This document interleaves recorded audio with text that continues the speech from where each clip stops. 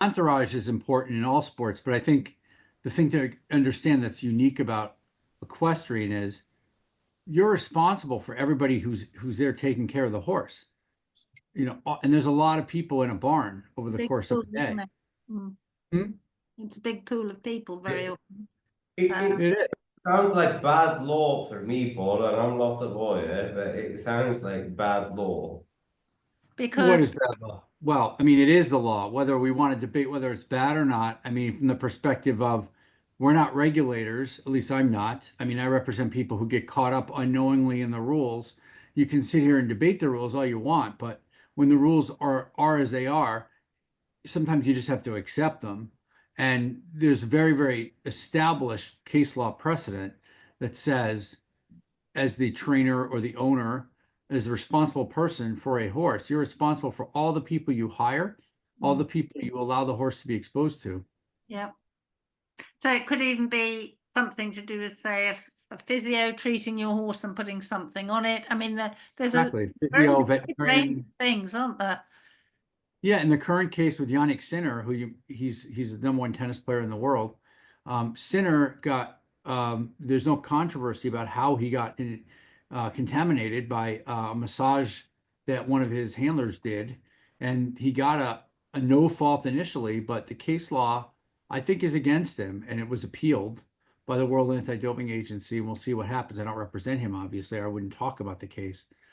But Sinner's responsible for the people in his entourage. Yeah. And we've had a lot of sad cases where I've seen of, relatively unsophisticated trainers who, are responsible for something that happened that, somebody that may only hire for a couple of weeks who came into the barn and was taking a drug and got the horse exposed to it in a minute level, but it's still an anti-doping rule violation. But Yeah. if I may ask a couple of questions on anti-doping Sure. and then try and move us on from this, if you're willing to share more on the legal Yeah. side of things in an open discussion. Yeah, for sure. If you'd have one piece of advice for a hardworking athlete, an owner, a groom, a trainer, doing their absolute best against the odds for their horse to do the best they can and perform with all good intent, if you were to give them one piece of advice on avoiding any anti-doping challenges, what would that be? It would be to be vigilant, to understand everything you do could have a consequence. So choose your veterinarian carefully, choose your physio carefully. Think about where you're going to get your supplements and your vitamins from. Think about the medicines that you're going to give your horse or take yourself.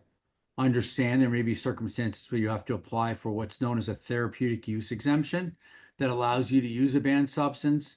As an example, if you have ADHD, which is a pretty common prescription, certainly in the United States, that's a banned substance, methamphetamine. So you have to be prepared for that. Awareness and knowledge. Sorry, would you mind repeating that, please? If you take what, sorry? ADHD medication. Yeah. Is banned. Yeah. There was a case And, that. and yeah, there's two. There's methamphetamine and there's methylprednisolone. And I had a case with a young rider from Florida. She didn't know that she couldn't take the ADHD meds. She competed. She tested positive, and minimum sanction for her was 12 months without being able to get a retroactive therapeutic use exemption, which is only available in emergency circumstances. It's very difficult to get it, or when fairness dictates, which is a pretty narrow corridor. So she got a minimum 12 months. She got the minimum sanction, but it was 12 months for her, which was very harsh. I mean, she was just a 20-year-old kid who was taking medication to help her focus in school. Didn't have anything to do with helping her ride. But again, it didn't matter. Paul, you also mentioned prednisolone. Methylprednisolone. which is a human drug. What, sorry, would you mind saying that again? The two ADHD drugs that they give to humans are methamphetamine and then methylprednisolone. Okay, sorry, I heard prednisolone, like, which is a Yeah. So I was just trying to make sure that any anti-allergy substances weren't banned. Probably not. You're thinking of prednisone, which is a Yeah. different substance. Yeah. But some of those are banned, the stimulants are banned in competition, like the cough medicines and things like that. So that would be my second piece of advice would be if you're going to be touched by this, download the banned substance, prohibited substance, and controlled medications list and understand what it says on there and search it if you're not sure. And then they have today for supplements, there are websites now that certify supplements. NSF certified for sport and informed choice, informed sport are two of them. You can look up the website and they basically certify in almost every category, at least a few different types. I don't know of one yet for horses in terms of horse supplements, but it's probably coming to have a certification process for horses too. The lucky thing is there's so much more information, isn't there, now that you can check things.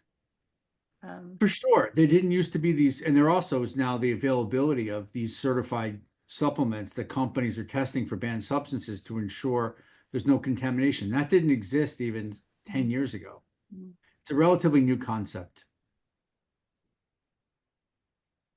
Paul, do you think the competing at a high level in the equestrian world is harder today than it was before within this context? Absolutely. There's many more opportunities because when they couldn't detect down to the picogram, which when I first started 20 years ago, nanograms was the lowest they could detect. That's 1,000-fold higher than a picogram. And even nanograms, they couldn't really detect below 100 nanograms. So there was a lot of contamination that wasn't being detected. But now they're not missing anything at a picogram range.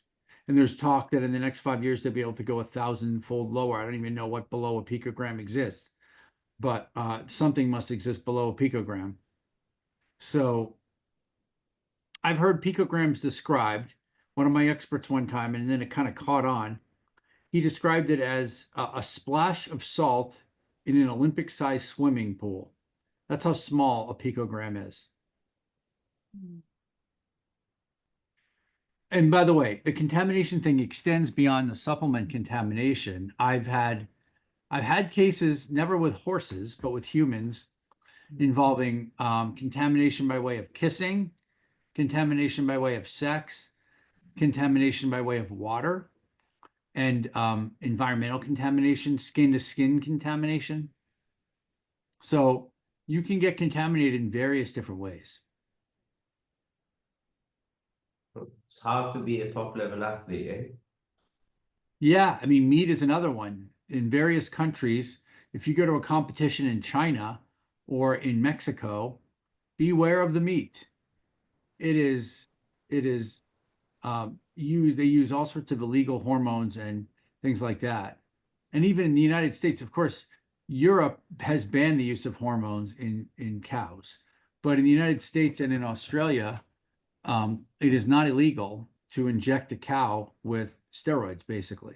So you're saying that by simply, like, you could be a top-notch, like, super straight-laced athlete with your horse, and you just simply go out for a steak the night before, and that causes you a problem. I've seen it happen. I have a case right now where that happened to an athlete. They went to Central America for a competition, and they ended up testing positive for a picogram level of a banned substance through meat. We also had a case last year in South America, in Peru, where an athlete went to compete and drank tea at the hotel breakfast that looked like green tea to her. Well, it was coca tea. It had cocaine in it, and Wow. she tested positive for cocaine by drinking coca tea.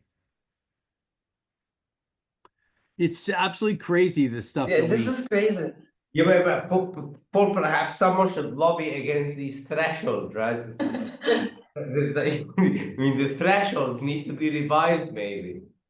I agree they do. And that's really, to me, that's the issue that I think is the most important one. And I lobby for that all the time when I speak at these conferences, et cetera, to make there be more thresholds, raise the levels, create what are known as atypical findings, which is you don't report it as a positive right away. You go and do an investigation.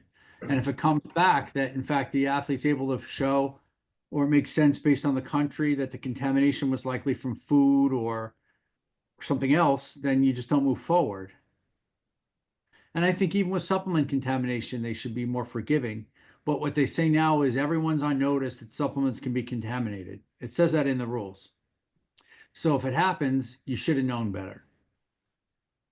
Of course, not everybody's that sophisticated when it comes to this kind of stuff, and maybe they just don't know.